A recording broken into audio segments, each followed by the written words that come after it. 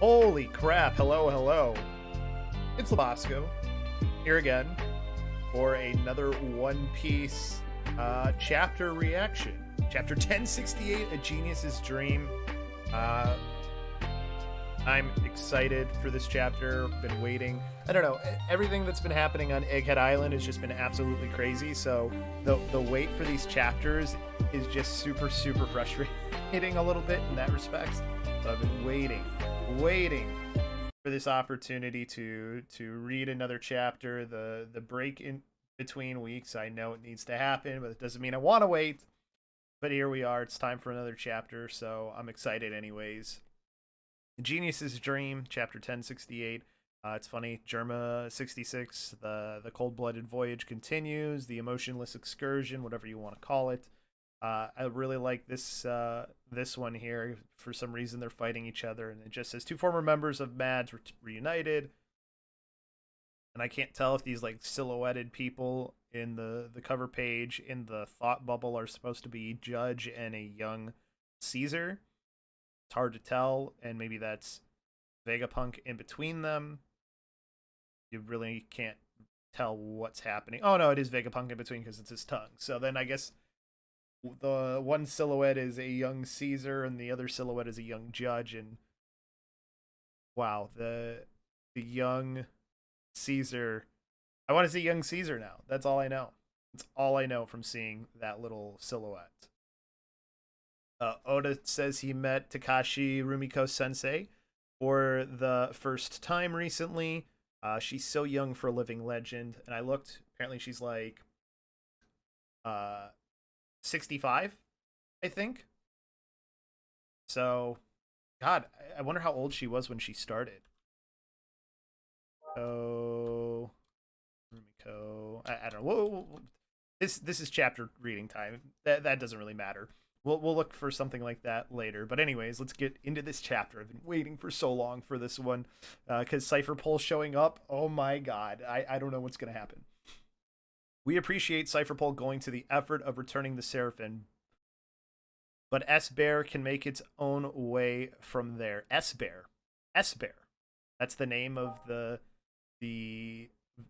Kuma Seraphim, I guess. Wonder why S-Bear is what the name of it is.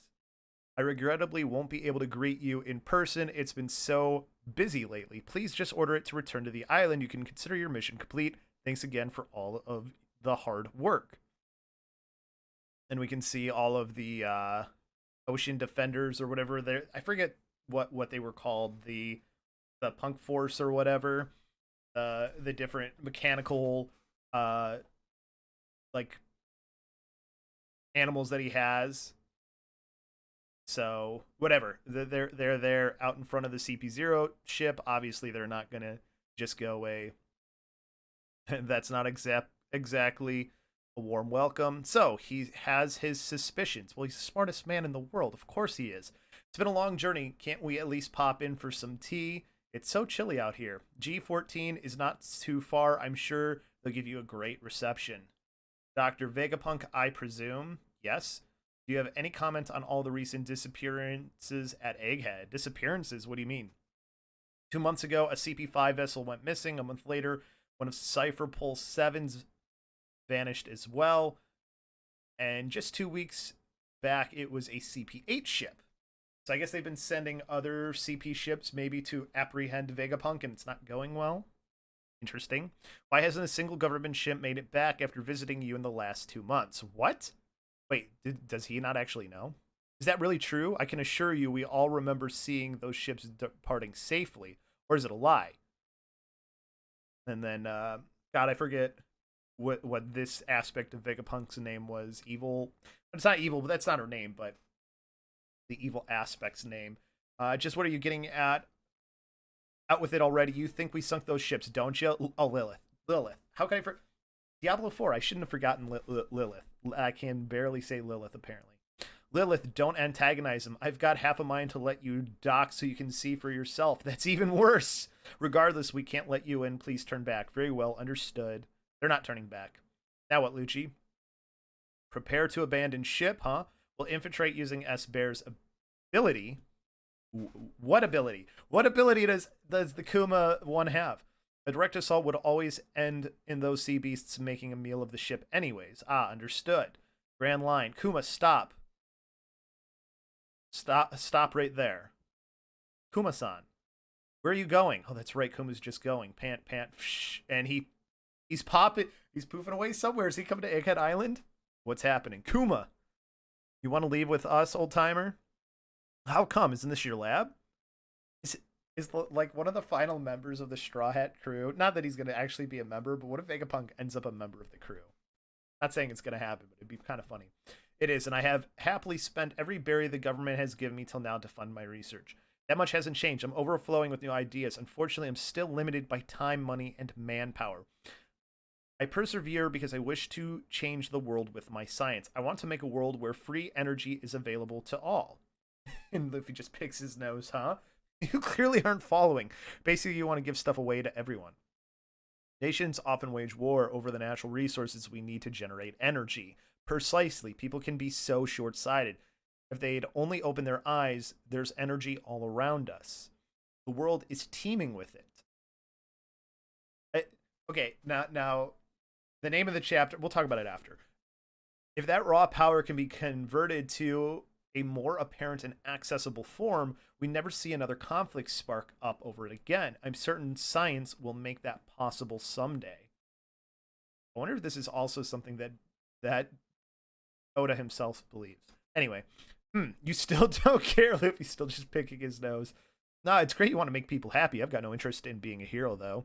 Also, I still don't get why you want to leave. It's the thing. My quest to further my understanding of energy led me to investigating the ancient fuel that powers this mechanical soldier.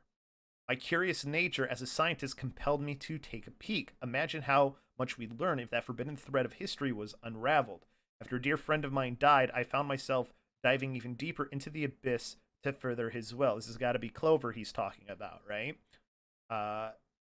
Yeah, what? Huh? In short, I know too much. And now the government wants me to erase me just like Ohara. What? That ruckus must be Cypher Pole 0. 0? CP0, the direct subordinates of the Celestial Dragons. They're direct subordinates. Interesting. What? Weren't they called CP9? Oh, are they seeing them right now? Is he looking at them and sees Lucci?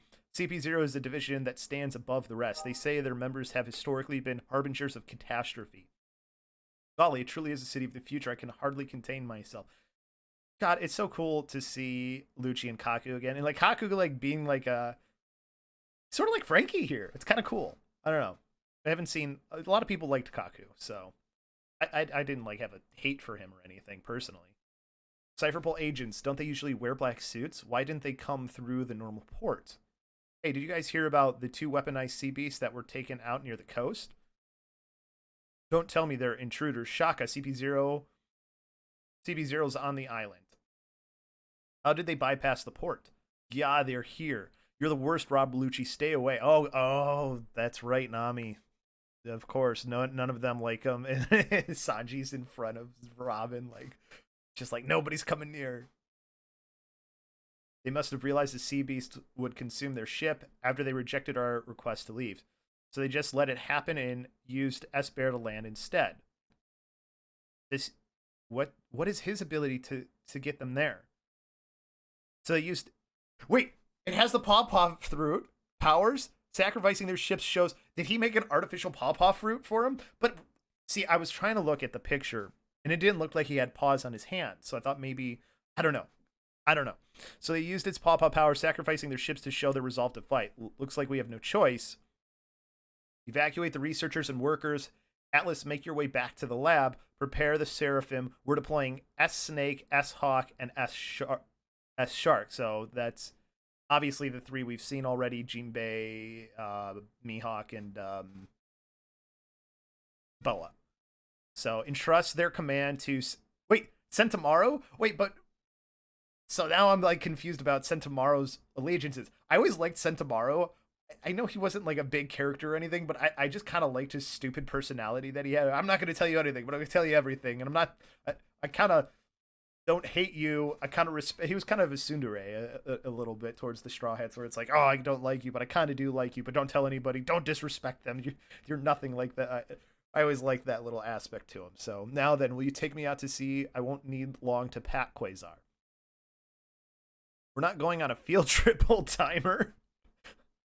Your sudden disappearance would definitely qualify as a catastrophe. I'll allow it though, since you got a funny head. Of course, that's why Luffy will let him. You call that a screening process?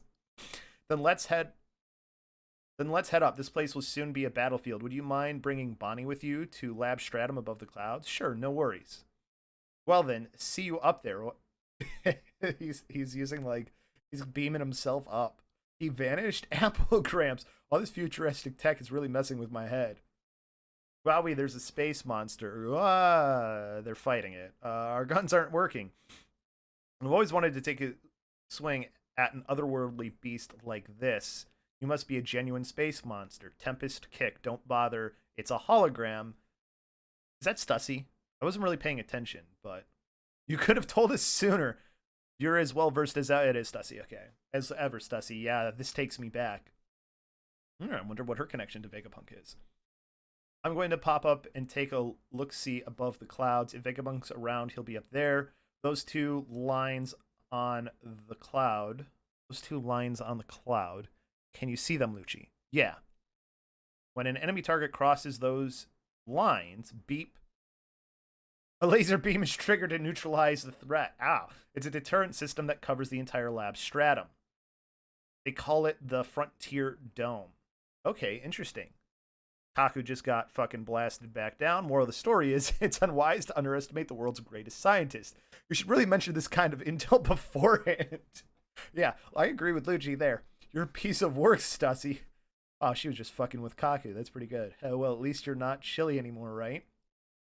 She is right there. Hey, what's the big idea, I'm the only one allowed to rampage on Egghead. Dr. Atlas. Who's excited to see... Who's saying Dr. Atlas right now? Atlas. She's one of the Vegapunks. Atlas, wait. You don't stand a chance. Uh-oh. Ultra Mighty Punch. This isn't a game. Six King Pistol. Ooh! Atlas? He's not pulling any punches. Ooh, full page spread here. Ooh, Atlas is getting fucked up. Who is that? It looks like just researchers. Dr. Atlas! Dr. Shaka has ordered us to evacuate. Everyone retreat to the factory. We're under attack. Pants, pant. Looks like you're still breathing. Come on, let's head to that vacuum rocket thing. Straw Hat Pigeon guy. Wait, so they're running into each other now? Oh no, I gotta wait a week to find out about what's gonna happen here between Luffy and Lucci. You can't just give it to me now? Oh, I'm so sad. I'm so sad. I want to know now. I want to know what's gonna happen. Oh, this is so frustrating. But it's also so exciting. Okay, I kind of want to go back through this chapter, though, because there's a couple of things here that I'm curious about. So, we've had The Profession of a Dream by Vegapunk, which every Straw Hat has also done this. And not that he's going to be a Straw Hat. I guess he would be in the same vein of, like, Momo and Yamato and stuff, as far as like not maybe not on the crew, but like the greater fleet, I guess you could say, or an honorary Straw Hat. Maybe he ends up being something like that. I don't know. This is very much in alignment with those sort of things where we see characters who, I mean, obviously we knew Vegapunk was going to be important to the story, but I don't know if this was ever an aspect that people thought of like spending time with the Straw Hats on the ship and stuff like that. You know, Vegapunk always felt like maybe he would be one of those, put it in video game references, that like character you go to learn a lot of information that like tells you this great, like reveals this great thing to you that you had no idea about. And that's it. Like, they just give you this information, and then you go off and do something with it. So, it's very interesting if Vegapunk ends up joining the Straw Hats on the ship for some time. That would be very interesting. Although, like, the biggest question I have is like, okay, we know that Roger had the egg on his ship. We think that's the same egg at Egghead Island, right? There's also the fact that he's got his massive fucking brain too. Like that's the most important part, right? Like because clearly Vegapunk can survive if his brain is kept in intact, right? So I can't help but wonder like how are they going to get that off the island? Because that's pretty big, right? It's in a giant hangar. So I'm really curious to see where this goes. I think it's safe to assume Kuma's blinking off to the Egghead Island would be the guess, right? Um, you have to wonder if there's some sort of connection to his seraphim for him specifically, like because of his cyborg nature already. I really wonder. I also wonder, knowing that Vegapunk knows Dragon, and this is something that I'm sure people have been speculating about since we've found out the connection between them the last few chapters ago. Um, is Kuma still able to like come back? Did he really kill Kuma, quote unquote? As we were told by Doflamingo back in Marineford. That's something I've been kind of pondering about as well. I don't think he has, but there's also that statement by Lilith that even if he did, that there's still like the human nature in these machines that they've been building anyways. Maybe he did, but you can't truly fully do that.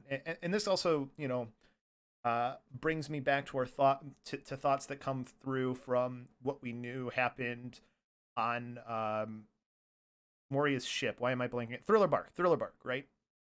Where you have Shindri, right? And the and to a lesser extent also what's his name from Wano. I'm forgetting names today I just can't remember names for some reason, but you have those two characters where like the original bodied people, like they sort of still embodied their own spirit in a way at certain points, even though they had the shadows of somebody else in them, right?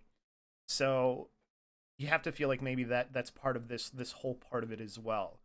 I feel like we're really, I mean, we already know like the existence of souls in One Piece too. So I wonder how much of that gets tied into any of this as well. Like with all the threads we have here, and like that was something I just thought of it at spur of the moment. Like I really hadn't thought about it before, but like how much of this ends up tying back to the soul of the person? Because that is definitely an angle I could see like Oda playing with. Because we already know that souls exist in One Piece thanks to the Soul King, right? Thanks to Brook. So I'm really curious where that's going. Um, this chapter sort of is a bridge chapter to like a chapter that I feel like is going to be very monumental in the next one, right? 1069. Oh my god, it's so funny too because it's 69 and it's gonna be nice. It's gonna be nice for sure. But I wonder where this is all leading. Like what Luffy's going to how Luffy's going to help Vegapunk. He told him he can come on the ship. It almost seems like he's joining the crew basically with what Chopper was saying. I don't think he is. I'm just saying like the way Chopper was talking about it. And I don't think that's what he's saying, but he's more like, yeah, you can come on the ship. Yeah, it's fine. Whatever. I also think we need to sort of, especially at this point in the story now, like we never had a problem with like Luffy taking Momonosuke and everybody to Zou and then to eventually Wano, right? Like we were okay with that. We never saw them as Straw Hats. I think it's okay to like look at somebody coming onto the ship, especially at this point in the story, as not necessarily a crewmate, but being somebody who's friendly to the crew, who they're okay having on the ship. It's not like the ship is too small to have like a few extra people on it. You know what I mean? Like the ship, if you think about it, the size of the Sunny is a ship that can fit more than just 10 people pretty comfortably. I would think, based on its size. Maybe I'm wrong about that, but it just seems that way. And you think about other like ships, it seems like you'd have more than 10 people on it anyways. At least that's my thought. So, I don't know. I felt like things were dragged out a little bit this chapter though too. Like I feel like we could have moved this along a little bit faster, but I'm okay with it because it's We got to see a lot of like Rob Lucci, Stussy, and Kaku, and kind of see how they interact with each other. We kind of already knew like Lucci and Kaku how they interacted with each other. It's cool to see them still treat each other basically the same way. Um, and then Stussy, and then seeing how Stussy actually treats Kaku, I think is funny as well to see a different dynamic than what they had. There's clearly some respect given to Stussy, especially information wise. Like she definitely seems to know a lot.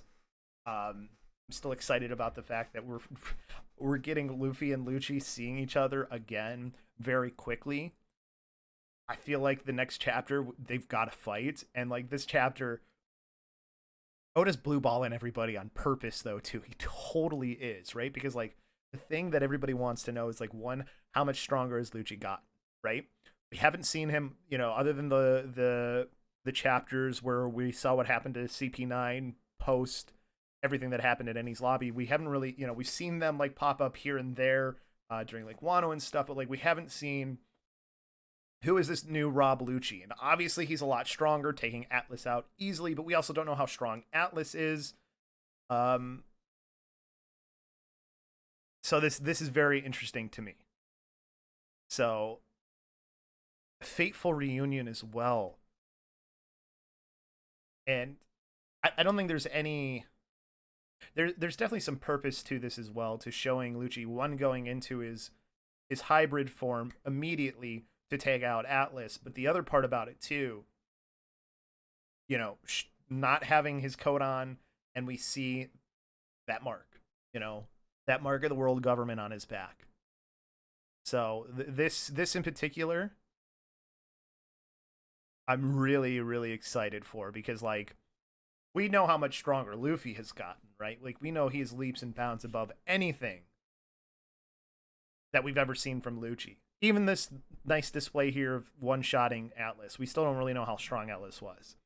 So a lot to sort of like ponder with, and just like pine over just for this next chapter, right?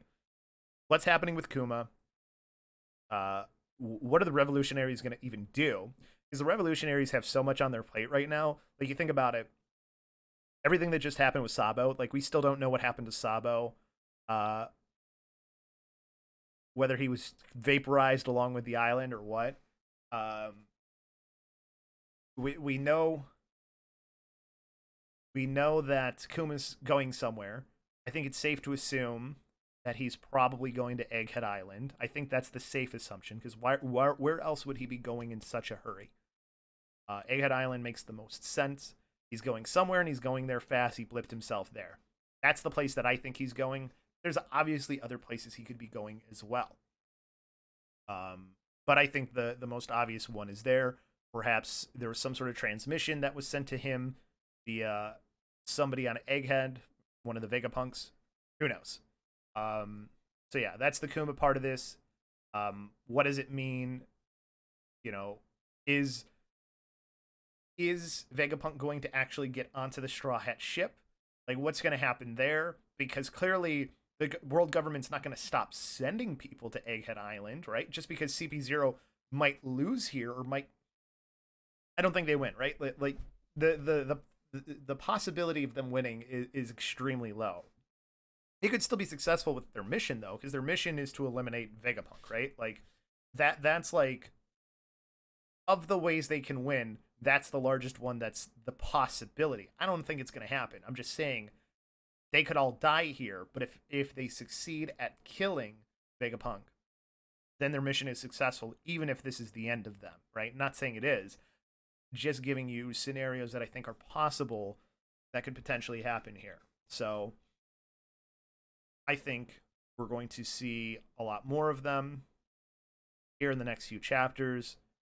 I don't think Luffy's gonna like just one shot Lucci either, right? Like the crux of like how this is going to go is obviously going to depend on Luffy versus Lucci, right?